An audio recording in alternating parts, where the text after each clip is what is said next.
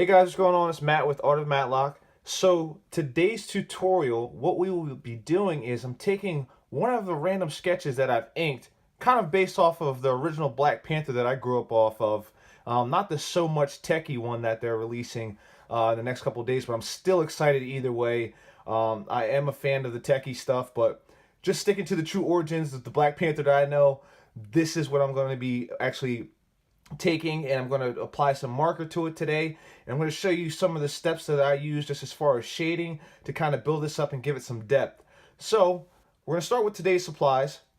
We're going to be using a combination of Prismacolor markers. So I want to show you just the setup that I have. I have the Prismacolor Cool Gray setup. It's about 12 markers included, and I think it gives you a nice range, a nice shade of different tones to give you that depth to build up your actual drawing, your marker image, and from there. Next up is my other set of Prismacolors. Let me go ahead and unzip this here. This is a full set that I got from my local Michael's store. I used a 60% off coupon, which came in handy. They don't have too many throughout the year, but if you could find one, grab one, pick up your Prismacolor set. For those of us that don't want to go out and get the Prismacolors, which because they are kind of pricey, I think they're around $2 or $3 a marker. There's another alternative. I started off with Pro Marker set a couple years back. Got off of Amazon.com. Works great. I haven't had any real issues out of it. Great beginner set. I actually used it for some of my advanced drawings as well. So still a good backup set, good starter set to get the job done. So there you are. So let's go ahead and break out this Prismacolor set, the Cool Grays. Just kind of show you what we're working with here. Let's pull these out here. So basically it comes like that. So a lot of people like to work from dark to light. Some of us like to work from light to dark. Me, for this, the purpose of this demonstration, I'm going to go from light to dark. So let's go ahead and get started. Again, if you guys have any questions afterwards, feel free, send me an email. Check out the website, www.artofmatlock.com, ARTOFMATLOC.com. All my contact info is there. I try and respond to you guys as soon as possible, so let's get started.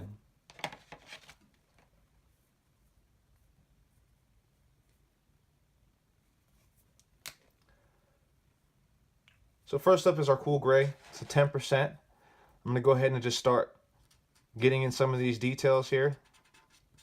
It's going to be hard to see, but this will give us our beginning foundation, and then everything will build up from there. As you can see from the original inked drawing, our lighting actually comes down from this angle here, and you'll see kind of like a reflective light on the left side.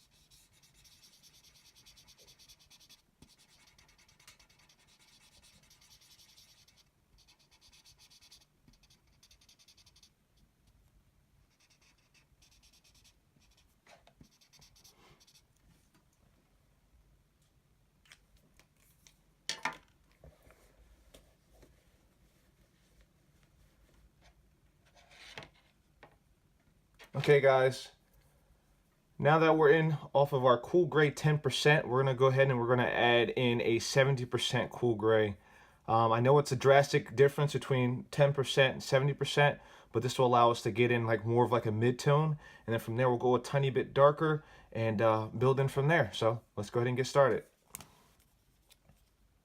Let's go ahead and use the thicker side because it has two sides. And let's get started here.